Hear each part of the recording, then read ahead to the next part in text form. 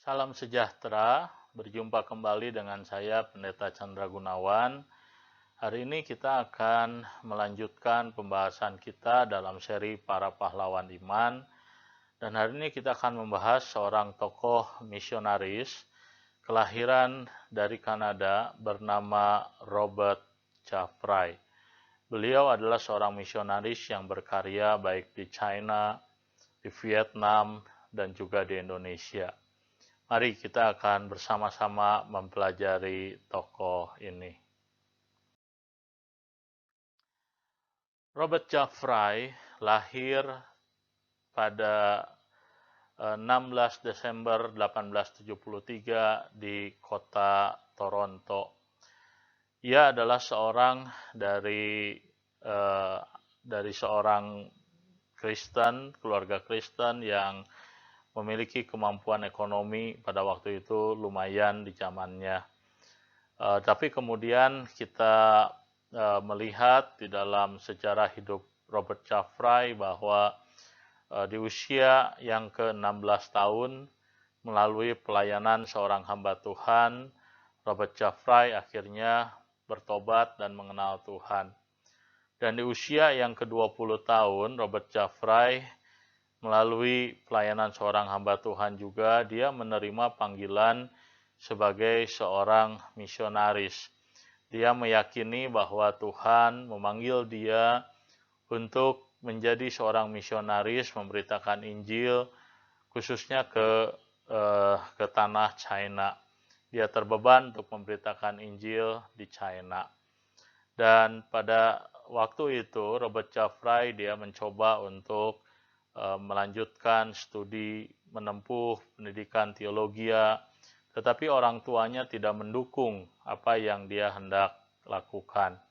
Meskipun demikian, rencana Tuhan dalam kehidupan seseorang tidak mudah dan tidak mungkin untuk digagalkan oleh manusia.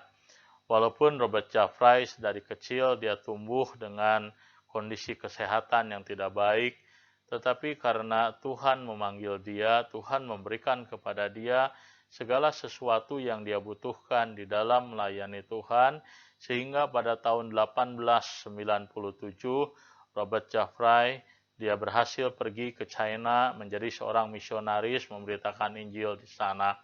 Dan Robert Chaffray meninggal dunia pada 29 Juli 1945.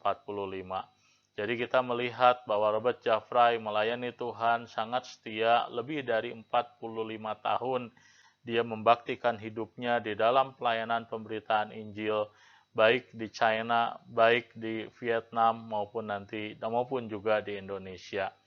Nah, sekarang kita akan mencoba melihat apakah yang Robert Chaffray lakukan di dalam pelayanan misi yang Tuhan percayakan kepadanya. Dalam pelayanan Robert Chaffray, setelah dia menempuh studi, dipersiapkan, dia kemudian bergabung di dalam pelayanan pemberitaan Injil menjadi seorang misionaris ke China. Maka yang dilakukan oleh Chaffray di dalam pelayanannya di China adalah dia mengajar di sebuah sekolah teologi di salah satu wilayah di China Selatan. Chaffray adalah orang yang dikaruniai oleh Tuhan kemampuan di dalam memimpin sekolah, sehingga dia bukan hanya menjadi seorang pengajar di sekolah yang baik, tetapi dia juga kemudian menjadi seorang pimpinan sekolah yang mampu mengembangkan sebuah Bible School yang mempersiapkan para misionaris untuk pergi ke ladang-ladang misi, baik yang ada di China maupun di luar China. Tetapi kita melihat bahwa ternyata di dalam kiprah pelayanannya, Robert Chaffray Tuhan karuniai juga bukan hanya kemampuan di dalam mengajar dan memimpin sebuah institusi seperti sekolah Alkitab, tetapi Chaffray juga diberikan kemampuan oleh Tuhan di dalam menulis. Itulah sebabnya dia seringkali menggunakan waktunya menulis di dalam sebuah majalah mengenai kekristenan, mengenai misi. Seseorang yang sangat produktif. Bahkan banyak orang secara internasional di zamannya mengenal Chaffray melalui tulisan-tulisan yang dia buat di dalam majalah-majalah atau buletin-buletin misi. Dan kita melihat rupanya Tuhan memanggil Chaffray bukan hanya melayani Tuhan di China, karena kemudian Tuhan memanggil Jafrai untuk melayani ke Vietnam. Di sana Jafrai seperti halnya di China, dia mendirikan sekolah, dia melayani di sekolah Alkitab, dan dia juga menuliskan tulisan-tulisannya mengenai misi, mengenai penginjilan, dan tulisan-tulisannya membangkitkan banyak orang untuk boleh menjadi pemberita-pemberita Injil di waktu itu. Nah, tetapi panggilan Jafrai ternyata bukan di Vietnam, karena kemudian Tuhan memanggil Jafrai untuk pergi ke Indonesia. Waktu itu Jafrai dia melayani pekerjaan Tuhan di wilayah Sulawesi dan Kalimantan. Dia begitu setia di dalam pelayanan, dia melayani, dan 3 area pelayanan yang terus dia kerjakan adalah melalui sekolah, dia melalui tulisan, melalui buletin, melalui tulisan, melalui majalah misi, dan juga melalui penginjilan. Nah, itulah 3 area yang digunakan oleh Jafrai di dalam melayani pekabaran Injil di Sulawesi dan melayani pekabaran Injil di wilayah Kalimantan. Dan kita melihat bahwa Tuhan terus memakai Jafrai di dalam pelayanannya, menghasilkan pertobatan-pertobatan, sekolah teologi dibangun olehnya. Nah, dia membangun salah satu sekolah teologi yang sekarang dikenal dengan nama ST Jafrai. Nah, itu adalah salah satu karya yang Tuhan kerjakan dalam kehidupan Jafrai. Nah, pada waktu itu ketika menjelang Perang Dunia Kedua, Jafrai mulai menyadari bahwa jikalau dia tidak meninggalkan wilayah yang ditaklukkan oleh Jepang, maka dia tidak akan bisa meninggalkan wilayah itu sama sekali. Nah, di waktu itu sekitar tahun 1942, Jafrai diperhadapkan dengan sebuah pilihan sulit.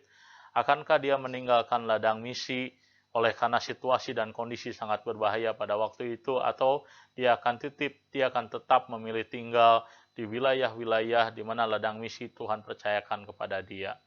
Dan kita melihat bahwa ternyata Jafrai mengambil sebuah keputusan yang luar biasa. Dia mengambil sebuah keputusan untuk tidak meninggalkan Sulawesi, tidak meninggalkan area pelayanan yang Tuhan percayakan kepada dia. Maka ketika Perang Dunia terjadi dan ketika wilayah-wilayah mulai dikuasai oleh Jepang termasuk Indonesia, maka Jafrai kemudian dia ditawan oleh pihak Jepang. Dan ketika tahun 1945 Jafrai ditangkap dan di wilayah Sulawesi, dan Jafrai kemudian dipenjarakan. Awalnya dia dipenjarakan di rumah, tetapi kemudian pihak Jepang menempatkan dia di bekas kandang babi, sehingga kondisi Jafrai pada waktu itu mengalami kemerosotan. Dia mengalami sakit disentri, bukan hanya sakit disentri, dia mengalami malnutrisi. Dia mengalami kelaparan, dan sampai akhirnya di bulan Juli dia meninggal dunia. Nah, kita melihat sebuah contoh, sebuah teladan yang luar biasa dari seorang Robert Jafrai, yang walaupun dia tahu bahwa jikalau dia tidak meninggalkan wilayah tempat dia melayani, dia tidak akan pernah bisa meninggalkan wilayah tersebut. Jafrai sudah mengetahui hal tersebut, tetapi dia tetap memilih untuk setia kepada Tuhan, untuk setia kepada panggilannya, bahkan ketika dia sampai harus kehilangan nyawanya. Dan kita melihat apa yang Tuhan kerjakan di dalam pelayanan Jafrai. Salah satunya adalah buah-buah pelayanannya. Nah, di dalam buah-buah pelayanannya kita melihat bahwa Tuhan memakai Jafrai untuk menghasilkan sekolah teologi, bukan hanya satu sekolah teologi, tetapi beberapa sekolah teologi dibesarkan oleh Jafrai, baik ketika dia berada di China, baik ketika dia berada di Vietnam, termasuk ketika dia ada di Indonesia. Bukan hanya itu, Jafrai juga dipakai oleh Tuhan untuk dia boleh mengembangkan pelayanan yang menghasilkan gereja-gereja. Ada sinode-sinode di Sulawesi, di Kalimantan yang merupakan buah pelayanan daripada Jafrai. Bukan hanya itu, lembaga-lembaga misi pun dibangun oleh karena terinspirasi oleh karya yang dikerjakan oleh Jafrai. Bahkan seorang filsuf terkenal, C.S. Lewis, dia bahkan menulis tentang kehidupan Jafrai. Karena kehidupan Jafrai, panggilan hidupnya, kesetiaannya menjadi inspirasi bagi banyak orang. Itulah sebabnya orang menyebut Jafrai sebagai man of prayer. Orang yang di dalam kehidupan, di dalam pelayanannya, dia mengandalkan Tuhan. Dia tidak didukung ketika dia ingin menjadi seorang misionaris, tetapi dia bergantung berharap kepada Tuhan dan Tuhan membukakan jalan bagi dia. Termasuk ketika dia merintis pelayanan di Indonesia, lembaga misinya tidak mendukung dia karena kekurangan finansial, kekurangan keuangan, tetapi dia tidak menyerah. Dia tetap setia melayani Tuhan, bergantung berharap kepada Tuhan. Maka tidak salah kalau orang-orang menyebut Jafrai sebagai man of prayer, orang yang di dalam pelayanan misinya mengandalkan doa. Bahkan dia juga dikenal sebagai man of faith. Dia adalah orang yang dalam pelayanan dia betul-betul mengandalkan imannya kepada Tuhan. Di dalam pelayanan ada begitu banyak halangan, ada begitu banyak rintangan. Tidak mudah ketika dia melayani orang-orang di wilayah Sulawesi, di wilayah Kalimantan, tetapi iman yang Tuhan berikan kepada dia membuat dia tetap setia di dalam melayani Tuhan. Bahkan ketika dia harus memilih antara meninggalkan ladang pelayanan atau tetap berada di dalam ladang pelayanan dan kehilangan nyawanya, dia tetap memilih untuk melayani Tuhan dengan setia. Maka tidak heran kita menyebut dia sebagai man of faith. Bahkan kita juga menyebut dia sebagai man of vision. Karena apa? Karena dia memiliki visi yang jelas di dalam pelayanan. Dia tahu apa yang dia kerjakan. Ketika dia datang ke dalam sebuah wilayah, dia mengembangkan pendidikan. Bukan hanya pendidikan, melalui tulisan dia menyebarluaskan Injil, melalui tulisan dia menantang orang-orang untuk boleh memiliki visi Injil terhadap pekerjaan Tuhan di berbagai wilayah yang perlu dijangkau.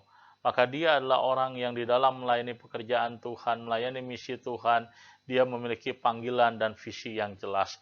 Bahkan kita juga menyebut dia sebagai man of courage. Oleh karena keberaniannya, kerelaannya di dalam berkorban, kerelaannya di dalam membayar harga di dalam melayani pekerjaan Tuhan. Nah, apa yang kita bisa pelajari dari sosok yang bernama Robert Jafrai? Pertama, kita belajar bahwa di dalam pelayanan misi, di dalam melayani pekerjaan Tuhan, Tuhan tidak bergantung kepada manusia. Tuhan bisa memakai siapapun, termasuk orang seperti Robert Jafrai, yang ketika dia kecil dalam kondisi sakit-sakitan, ketika dia dewasa dia tidak didukung oleh orang tuanya, tidak memiliki kekuatan finansial apapun, tapi Tuhan dapat memakai orang yang memiliki berbagai keterbatasan untuk menjadi alat di tangan Tuhan secara luar biasa. Itu artinya Tuhan yang sama juga dapat memakai Anda dan saya untuk menjadi alat di tangan Tuhan saat kita melayani pekerjaan Tuhan. Dan yang kedua, apa yang kita dapat pelajari dari Robert Jafrai? Yang kita dapat pelajari adalah kesetiaan dia, iman dia kepada Tuhan di dalam pelayanan. Di dalam pelayanan kita seringkali gampang menyerah, dalam pelayanan seringkali kita merasa bahwa pelayanan ini terlalu memakan waktu, terlalu menguras tenaga, terlalu memakan biaya yang harus kita korbankan di dalam melayani Tuhan. Tapi kita belajar dari Robert Jafrai bahwa ketika seseorang percaya kepada Tuhan, kita tidak lagi hitung-hitungan dengan hidup ini. Kita tidak lagi hitung-hitungan dengan apa yang kita akan berikan bagi Tuhan dan pekerjaan Tuhan. Kenapa demikian? Karena hidup kita semuanya adalah milik Tuhan.